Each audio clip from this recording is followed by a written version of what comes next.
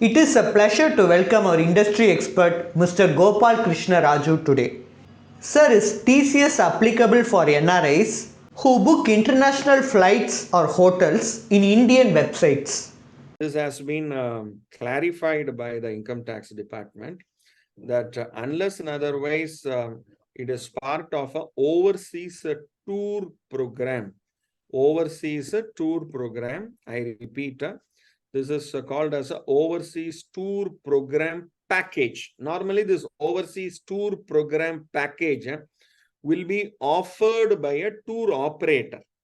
So then you will be making payment to the tour operator. So at that time only this concept of tax collection at source will happen.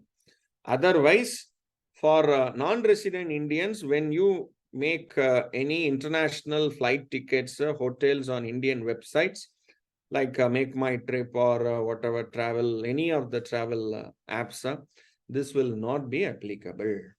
Thanks for your detailed explanation. Are you in search of a personal guide who can remove the stress of handling your finances? Then please feel free to avail our expert consultation. And also you can attend our webinars to gain investment related insights. Both the consultation and webinar are absolutely free and you can find the link in the below description. Please like and share and do subscribe to Holistic Investment.